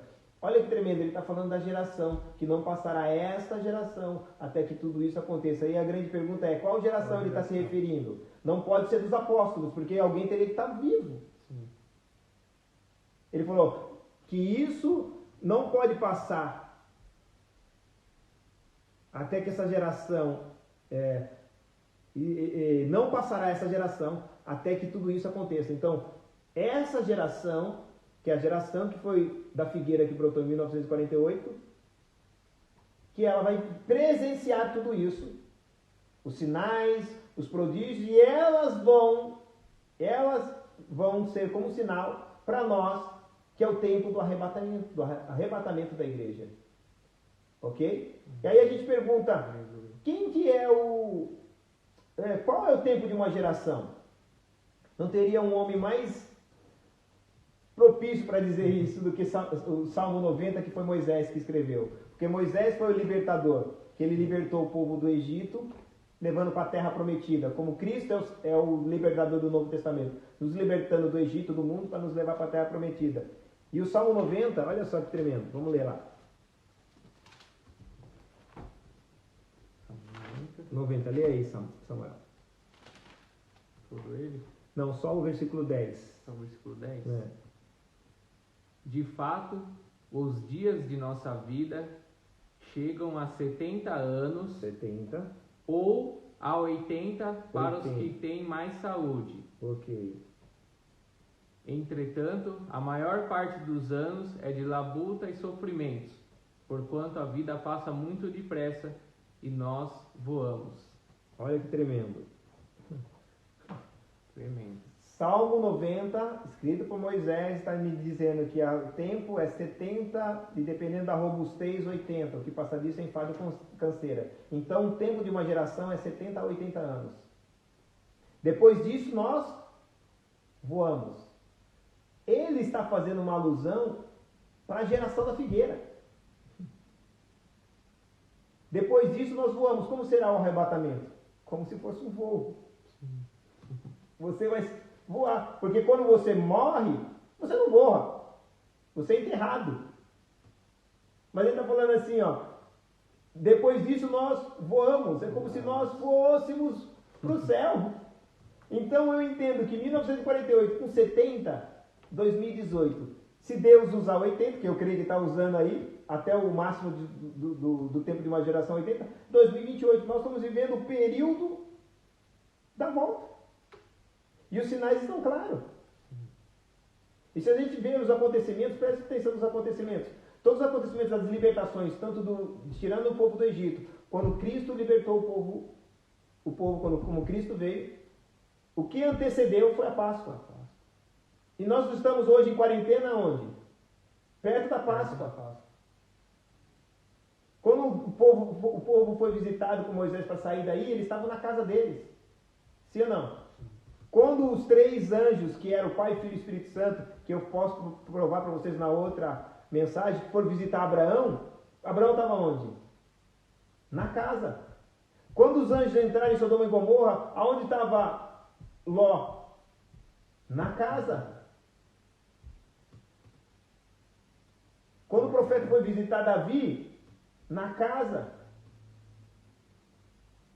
Quando Jesus apareceu na ressurreição, que ele ressuscitou, ele foi ter com os discípulos estavam onde? Na casa. E o nosso contexto, nós estamos aonde? Na casa. Todo mundo na casa. A realidade é muito clara. Eu não estou afirmando, mas nós estamos vivendo um cenário pronto. E a única coisa que precisa é Jesus vir buscar a igreja. Entendeu? Aleluia. Espero que eu possa ter entendido. Tem muitos assuntos ainda para falar, mas senão eu vou responder todas as perguntas. Se eu for lá falar. Das ofertas e da adoração, correto? Sim. Daniel, a gente vai precisar abrir Daniel, Daniel, né? Daniel, abra lá. Faz a pergunta aí, Samuel, para que as pessoas que chegaram agora, de repente elas querem saber qual é a pergunta. Então tá. Bom, a pergunta que teve foi relacionado ao que está acontecendo no momento, que cessando-se, né, as ofertas e a adoração, qual relação que isso tem a ver Amém. com o momento atual, com a volta de Cristo? Na verdade, o texto que a Thaís perguntou é um texto sobre Daniel também, e o próprio Jesus disse, quem lê entenda, como disse o profeta Daniel, quem lê entenda. Profeta está profetizando uma coisa para o futuro. Você vê que ele trata Daniel como o profeta Daniel. Ele está profetizando uma coisa para o futuro. E ele fala, quem lê entenda. Então a Thaís, ela fez a pergunta se tinha alguma coisa correlacionada a esse texto, né? Porque quando chegar o anticristo, a primeira coisa que ele vai cessar, o anticristo, ele vai cessar o sacrifício, né? A adoração, porque sacrifício está relacionado à adoração, ok? Para nós, hoje no contexto da igreja, sacrifício, a gente não sacrifica mais animais, porque Cristo é o nosso sacrifício. Então, nosso sacrifício é a adoração. Se é que pode dizer que fosse um sacrifício, mas ela é uma adoração, ok? Então, ele vai cessar o sacrifício e vai cessar as ofertas. O texto está lá em Daniel 9, capítulo 27. Ele firmará um concerto com muitos, não com todos, por 1 semana, 7 anos. Que é 1 semana de anos. E na metade da semana fará cessar, na metade da semana, daqui 3 anos e meio, ele fará cessar, olha lá, o sacrifício e a oferta de manjares. E sobre as asas da abominação virá o assolador. E isso até a consumação. E o que está determinado será derramado sobre o assolador. Está falando aqui sobre o anticristo. A coisa que ele vai fazer é cessar as ofertas e a adoração. Embora a oferta também está ligada à adoração. A Thaís perguntou se isso estava associado ao que nós estamos vivendo hoje. Pode estar associado, por quê? Porque João diz na carta deles que antes que o anticristo manifestasse, o espírito do anticristo manifestaria. Então o espírito do anticristo se manifestaria antes do anticristo. Então o espírito do anticristo se manifestaria antes do anticristo, que já está se manifestando, dos dias atuais. Então, se o espírito dele manifesta, ele vai fazer as coisas que o anticristo fez. Entendeu? Vai fazer. Então, quer queira ou não, esse vírus, como eu disse para você, é um vírus, não tenho dúvida que foi um vírus fabricado. Ok? Obra ligada ao anticristo. Logo, ao espírito, desculpa, não ao anticristo, ligado a esse vírus, ligado ao espírito do anticristo. Logo, esse vírus tomou uma proporção que fez com que os templos fechassem. Certo? Os templos fecharam. E agora não pode mais ofertar, nem adorar no templo. É o que ele vai fazer o anticristo. Então tem uma ligação indireta com isso. Pode ter sim. Pode ter uma ligação indireta. Porque as pessoas agora não conseguem adorar no templo nem ofertar no templo. Mas isso não significa que elas não devam ofertar. Elas têm que ofertar porque nem deixar de adorar. Porque você vai adorar a Deus em todo lugar. Mas aqui ele vai fazer isso no templo. Na cidade, melhor dizendo, na cidade Jerusalém. Vamos lá, vamos ler o versículo 26, vocês vão entender melhor. E depois de 62 semanas será tirado o Messias e não será mais. E o povo do príncipe que há de vir destruirá a cidade, que é Jerusalém, e o santuário. E o seu fim será como uma inundação, até o fim haverá guerra, e estão determinadas as assolações. Então, é numa cidade e o santuário. Por que Jerusalém? Porque tudo está determinado para Jerusalém. E a Jerusalém é um dos sinais mais proféticos que tem, porque Jerusalém, todo esse tempo, ficou na mão dos palestinos. Embora estava assinado para que ela fosse a capital de Israel. Mas ficou segurado desde 1986, se eu não estou enganado, 81, 86, se eu não estou enganado. Que estava determinado que Jerusalém era de Israel. O Trump foi lá e estipulou: nós reconhecemos que Jerusalém pertence a Israel. Brasil também, um outro que também reconheceu. Porque Jerusalém tem que estar na mão de Israel. Porque todo o cenário para que o anticristo venha tem que ser em Israel. Em Jerusalém. Eles não estão brigando. Porque se a gente for ver o lado palestino, eles têm todas as riquezas que Israel não tem. De terra, de situações. Eles estão brigando por Jerusalém. Por quê? Porque não é uma briga pela questão financeira. Embora eles não saibam. É uma briga por questão espiritual. Porque se Jerusalém estiver na mão dos ímpios, de palestinos, não na mão de Israel, Jesus não pode voltar. E o anticristo não pode se manifestar. Quando ele deu para Israel, é como se dizendo, o anticristo já pode se manifestar e a igreja, Jesus pode vir buscar a igreja. Inclusive, eu estava até vendo que em Israel mesmo, os próprios judeus já estão voltando, né, para Israel, e eles creem muito na vinda do Messias. Mas aí que tá. Não com... Boa sua pergunta. Eu vejo pessoas tocando shofar, chamando Messias. E eu não estou falando cristãos messiânicos, judeus messiânicos, estou falando judeus mesmo. Só que aí é um grande erro de interpretação da igreja. A igreja acha que eles estão chamando o Messias o Yeshua, que nós acreditamos. Eles estão chamando o falso Messias, sim, o anticristo, que eles pensam que é o Messias. Então eles estão tocando shofar, chamando, porque eles têm que chamar. E aí, por isso eu estou falando que o anticristo ele tem que se manifestar, porque o Israel já está chamando eles. O povo judeu está chamando eles, mas o povo judeu não está chamando o Messias que nós acreditamos, o Yeshua. Eles estão chamando aquele que vai aparecer para eles como o anticristo. É o anticristo, mas vai aparecer para eles como Cristo. Então eles já estão, aí os sinais já estão, imagina os sinais, Samuel. Está aí tudo acontecendo, os judeus já estão chamando o anticristo, embora eles estão chamando o Cristo, mas vai vir o anticristo. Sim. Então está tudo pronto. Então, quando você vê eles tocando o shofar, clamando, né, que eu vi até esses dias aí, eu vi um vídeo falando disso, clamando, muitos cristãos estão achando que ele está chamando o Yeshua, o Messias, que nós cremos. Não, eles estão chamando o Messias, não o Yeshua, o Messias. Só que quem vai aparecer para ele vai ser o anticristo, que eles vão acreditar. E depois eles vão entender, não, ele não é. Tá entendendo? É isso aí. É forte. E também vai ter uma reunião, né? Até o senhor estava comentando aqui, em maio, que o Papa vai ter uma reunião e eles estão já querendo trazer como se fosse uma única religião, né?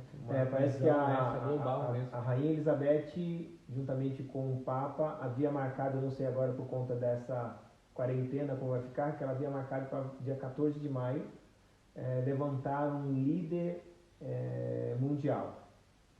Se esse líder que eles forem levantar for o anticristo, necessariamente, obrigatoriamente, melhor dizendo, ele tem que ser judeu.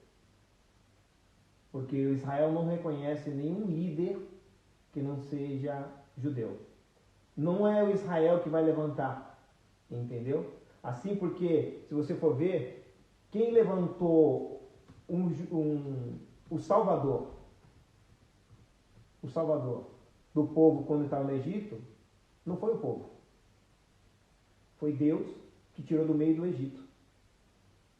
Então, até quando Moisés foi aparecer para eles, aí um deles que falou assim, quem te colocou como juiz entre nós? O texto está lá dizendo, quem te colocou como juiz entre nós? Então, quem vai levantar não vai ser o próprio povo. O povo judeu vai reconhecer. Lógico que vai buscar as raízes dele, para saber se ele é judeu, se ele tem ligação judaica, se ele vem do povo. Isso é fato consumado, ele tem que ser obrigatoriamente judeu, porque o anticristo é para os judeus e o falso profeta é para os palestinos, é para os muçulmanos, entendeu? Para o Islã, porque os islâmicos acreditam em profeta, é por isso que vai vir um falso profeta, entendeu? E vai vir uma pergunta aqui que o Fabiano fez, né? Então o anticristo ele vem para os judeus, né? Não foi o Fabiano, foi a Jane que perguntou. Vem para os judeus, obrigatoriamente, não é para a igreja. Eu prometo também a gente fazer uma live sobre as 70 semanas de Daniel. Vocês vão entender muito sobre isso, que é uma das coisas. Por isso que Jesus diz, quem lê, entenda. Não tem como eu entender escatologia se eu não entendo Daniel. Se eu não entendo Daniel. Daniel é o Apocalipse do Antigo Testamento. Daniel vai falar das 70 semanas e Daniel vai falar da estátua do Nabucodonosor. Elas duas, as 70 semanas como a estátua, elas têm uma ligação com tudo o que vai acontecer. A manifestação do anticristo, a igreja, o contexto que nós estamos vivendo, mas aí a gente precisaria de mais tempo para a gente fazer uma live sobre isso, vai ser muito bom também, muito legal. Amém, amém. Bom, deixa eu ver se tem mais alguma pergunta aqui. Quanto tempo ele já está? Acho que Acho que tem que ter uns 20 minutos. Ok. Aí, Tem uns 20 minutos ainda. até falaram para comentar sobre o espírito do anticristo. Pediram para comentar um pouco mais como que ele está atuante, desde quando isso, como que funciona essa questão do espírito do anticristo. Ok, vamos lá, ler um texto aqui. E até nessa live das semanas dá para explicar melhor, né, pastor, em relação à salvação Sim, dos judeus. sim, quer dizer, um contexto diferente da igreja. É um contexto diferente da igreja. Exatamente. Primeira carta de João, não o Evangelho, a carta de João, primeira carta de João.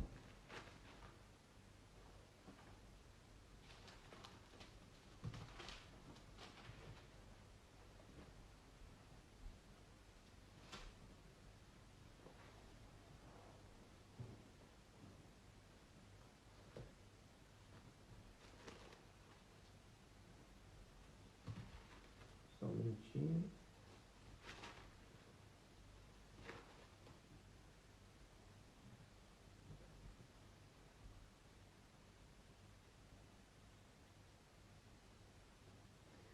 Capítulo 2, nós vamos ler. 1 João 2. Isso.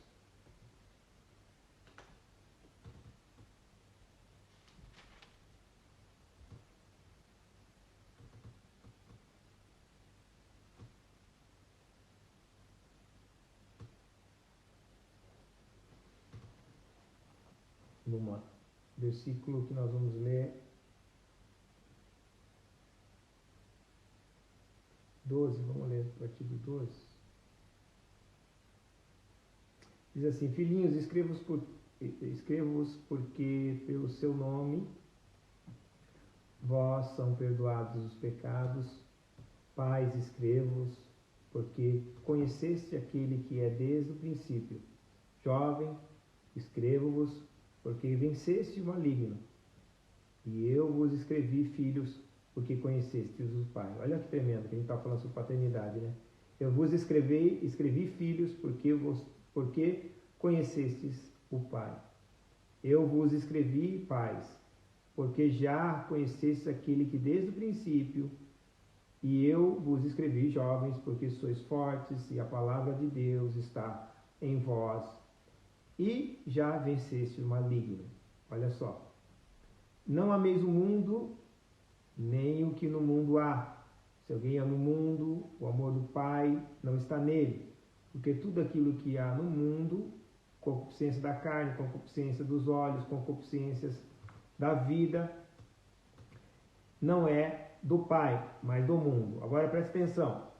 Ele está dizendo aqui sobre 3 coisas: concupiscências da carne, concupiscências dos olhos e soberba da vida. O que é concupiscências da carne? Prazer e satisfação. Ele está dizendo assim, ó, porque tudo que há no mundo está relacionado a prazer e satisfação, concupiscência da carne. Concupiscência dos olhos, consumo e desejo. Ok? Consumo relacionado a desejo. E aquisição relacionada à fama. Entendeu? As pessoas querem ter para ter fama. Então isso chama concupiscência dos olhos. Eu não vou aprofundar muito sobre isso, que o assunto é muito... Teria que gastar aí uma live para falar, que é muito assunto para a gente comentar, mas é só para vocês saberem o que significa a concupiscência dos olhos. E a soberba da vida. O que é a soberba da vida? Amor ao dinheiro. Essa é a soberba da vida. Não é do Pai, mas é do mundo. Ele não está falando que o dinheiro é o mal, mas o amor ao dinheiro é o mal. Porque a soberba da vida, ela me faz olhar a isso. Versículo 18, eu vou pular aqui só para vocês entenderem. Não, vamos para 17. O mundo passa e a sua concupiscência também passa. Mas aquele que faz a vontade de Deus permanece para sempre. Agora ele vai dizer: filhinhos, já é a última hora. E como ouviste que vem o anticristo, também agora Olha só, também agora, muito se tem feito anticristos.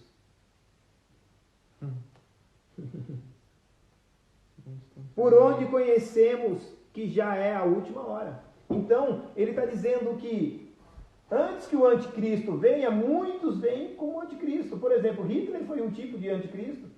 Saddam Hussein estava nele. Saddam Hussein estava sobre ele. Osama Bin Laden estava sobre ele. O Espírito estava sobre ele. Antes que o anticristo original venha, muitos se fizeram como anticristo, porque o Espírito dele atuou sobre essas pessoas. Como tem feito essas pessoas o quê? Fabricarem vírus para matar um monte de pessoas. É o espírito do anticristo. Guerras, criando guerras, contendas em nação e milhares de pessoas morrendo, entendeu? Por conta de um desejo de um homem que não concorda com a visão dele, e muitas pessoas estão sendo dizimadas. Por exemplo, como está acontecendo na Venezuela, o espírito do anticristo.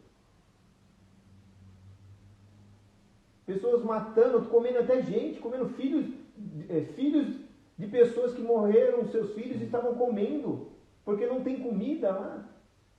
Isso é o espírito do anticristo, está aqui, ele está se manifestando. E a Bíblia diz, antes que o anticristo, olha o que está falando, ó, como ouviste que vem o anticristo, ele não veio, ele vem. Também agora, nesse momento, como ele estivesse dizendo, também agora, nesse momento, muito se tem feito o anticristo, porque conhecesse que já é a última hora.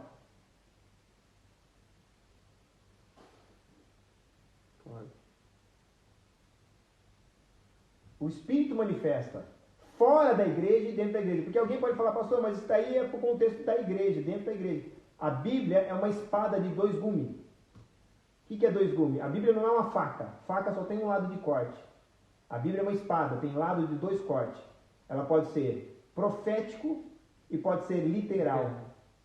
O grande problema é que a igreja justamente não conheceu isso. Por exemplo, quando Deus fala assim, profetiza contra o rei de Tiro. O rei de Tiro era o quê? Um homem.